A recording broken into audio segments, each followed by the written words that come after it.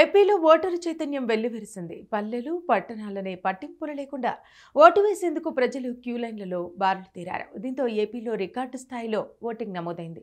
Polling సరళిని గమనిస్తే గత 3 అసెంబ్లీ ఎన్నికలతో పోలిస్తే 2024 ఆంధ్రప్రదేశ్ శాసనసభ ఎన్నికల్లో అత్యధికంగా ఓటింగ్ శాతం నమోదైనట్టు తెలుస్తోంది. ప్రస్తుత పోలింగ్ ట్రెండ్ ప్రకారం 80% ఓటింగ్ దాటేలా కనిపిస్తోంది. 2009 ఆంధ్రప్రదేశ్ శాసనసభ ఎన్నికల్లో 75.9%, 2014 ఏపీ ఎన్నికల్లో 78.4%, 2019 శాసనసభ ఎన్నికల్లో 79.6% మేర పోలింగ్ నమోదైంది. 2024లో మాత్రం సాయంత్రం 5 గంటలకే 67.99% పోలింగ్ నమోదైంది. సాయంత్రం 6 గంటలలోపు క్యూలైన్లలో ఉన్న వారికి ఓటు వేసే అవకాశం కల్పించడంతో 80% దాటేలా కనిపించింది. ఏపీలోని మొత్తం 175 అసెంబ్లీ, 25 లోక్సభ స్థానాలకు ఉదయం 7 గంటలకు ప్రారంభమైన పోలింగ్ సాయంత్రం 6ంటితో ముగిసింది. అయితే గడువు ముగిసినప్పటికీ క్యూలైన్లలో ఉన్న వారికి ఓటు వేసే అవకాశం కల్పించారు. ఇక వర్షం పడుతున్నా, హింసాత్మక ఘటనలు జరుగుతున్నా లెక్క చేయకుండా ఓటర్లు ఓటు వేసేందుకు పోలింగ్ కేంద్రాలకు తరలివచ్చారు.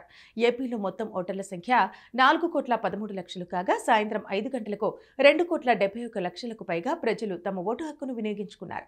పురుషులు 64.28%, మహిళలు 66.84% ఓటు హక్కును వినియోగించుకున్నారు. జిల్లాల వారీగా చూస్తే సాయంత్రం 5 గంటల వరకు చిత్తూరు జిల్లాలో అత్యధికంగా 74.06% పోలింగ్ నమోదైంది. అత్యల్పంగా అల్లూరి సీతారామరాజు జిల్లాలో 55.17% పోలింగ్ నమోదైంది.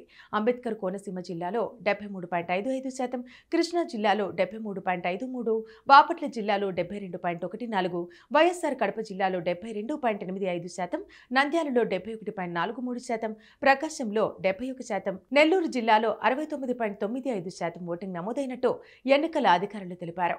ఇక అనంతపురం జిల్లాలో 68.04%, పల్నాడు జిల్లాలో 69.10%, అన్నమయ్య జిల్లాలో 67.63%, ఎన్టీఆర్ జిల్లాలో 67.44%, విజయనగరం జిల్లాలో 68.16%, అనకాపల్లి జిల్లాలో 65.97%, తిరుపతిలో 65.88%, గుంటూరు జిల్లాలో 65.58%, కాకినాడ జిల్లాలో 65.1%, కర్నూలు జిల్లాలో 64.55%, మన్యం జిల్లాలో 61.18%, విశాఖ జిల్లాలో 57.42% పోలింగ్ నమోదైనట్టు అధికారులు తెలిపారు. మొత్తంగా సాయంత్రం 5 గంటల వరకు 68% పోలింగ్ నమోదైనట్టు ఏపీ ఎన్నికల ప్రధాన అధికారి ముఖేష్ కుమార్ మీనా వెల్లడించారు.